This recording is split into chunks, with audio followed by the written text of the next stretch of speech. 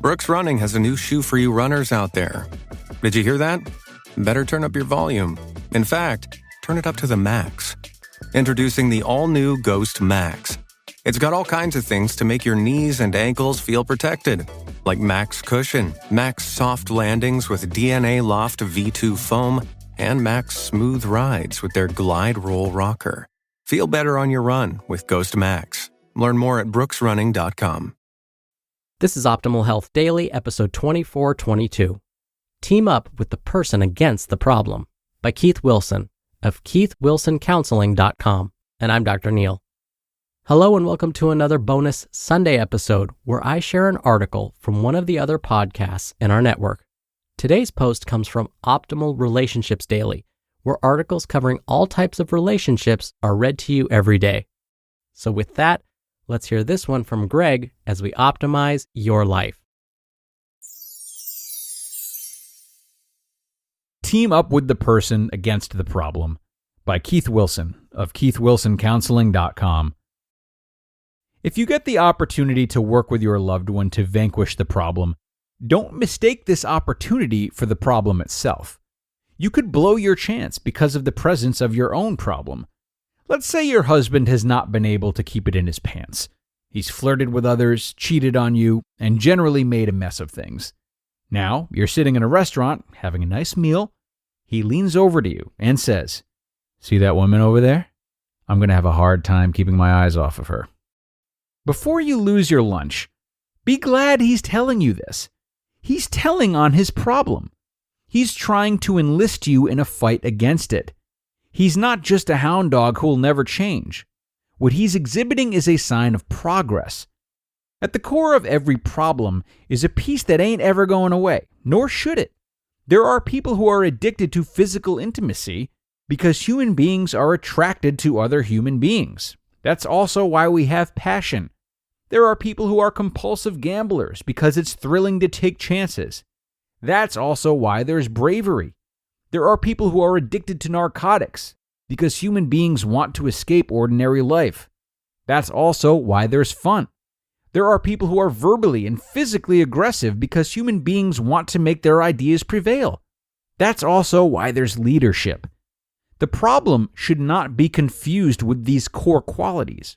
The problem has taken these qualities hostage and made them its slave. Getting back to our example, I left you at a restaurant, beginning to lose your appetite. The problem is not the attraction your husband has to other human beings who aren't you. The problem is what he's done with it. What he used to do with it was handle it on his own. Back then, he would see a beautiful woman and he'd be all over her. But if you asked him what he was doing, he would say he didn't notice she was there. He did this because he was ashamed. Maybe he also had a farcical desire to protect you. Feeling shame never helped anyone do better. Shame drives people underground, and trying to protect you by keeping secrets from you gave you the indigestion you're feeling now. So, what should you do if he says he finds another woman attractive?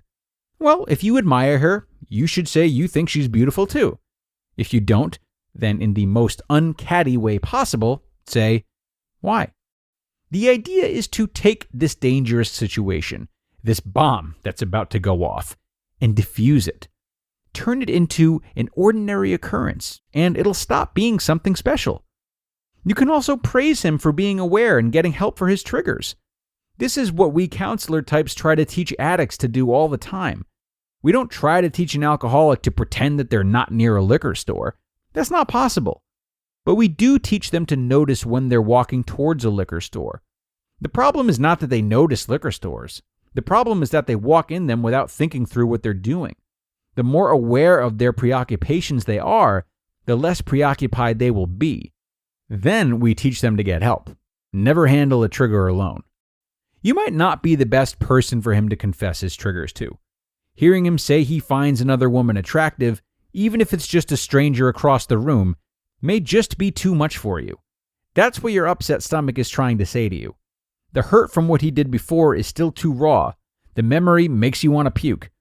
If that's the case, then this is how his problem possesses you and becomes your problem. You're being triggered when he says he's being triggered. At the core of your problem is a piece that ain't ever going away, nor should it.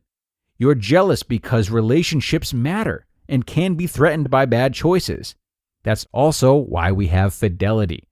Your problem should not be confused with this core quality.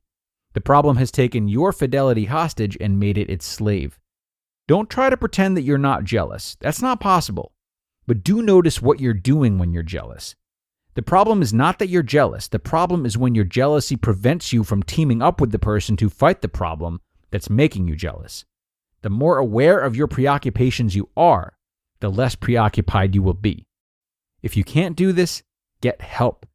Your husband needs help because he won't be getting it from you. You need to help because you're being triggered. Never handle a trigger alone. You just listened to the post titled, Team Up with the Person Against the Problem by Keith Wilson of keithwilsoncounseling.com. We're driven by the search for better. But when it comes to hiring, the best way to search for a candidate isn't to search, but match. If you need to hire, you need Indeed. Indeed is your matching and hiring platform with over 350 million global monthly visitors and a matching engine that helps you find quality candidates fast. And Indeed doesn't just help you hire faster.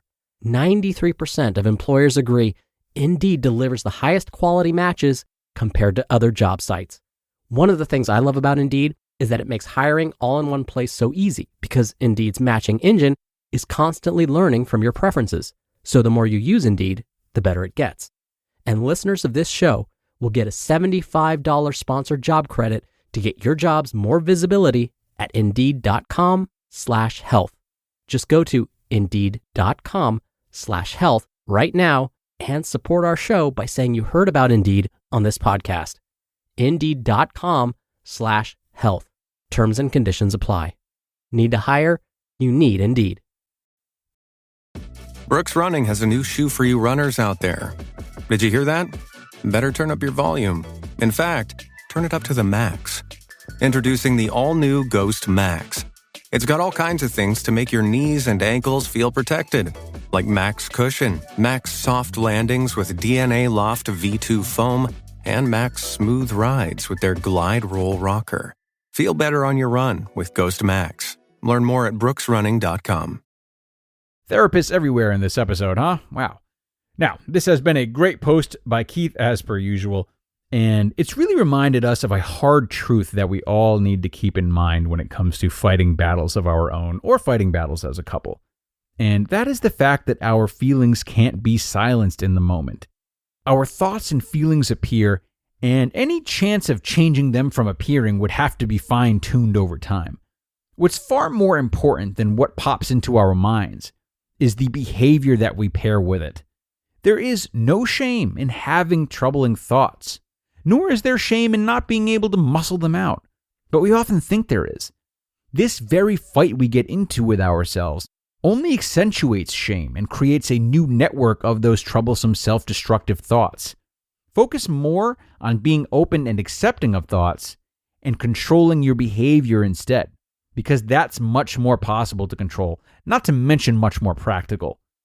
This can be hard in relationships because, of course, we'd love to think that our partners don't have any thoughts that could possibly stand to compromise our bonds with them. But they often do. It's human nature. Being realistic about this and addressing it as a team early on, with pride put to the side, that is one of the best practices a couple can engage in. So with that, we're going to wrap up for today, dear friends. Hopefully this episode gave you something to think about and will help you to bring some good change to your relationship with yourself and your relationship with others. And do be sure to come on back tomorrow, where I will have another post for you, another opportunity to enhance your relationships. That's where your optimal life awaits.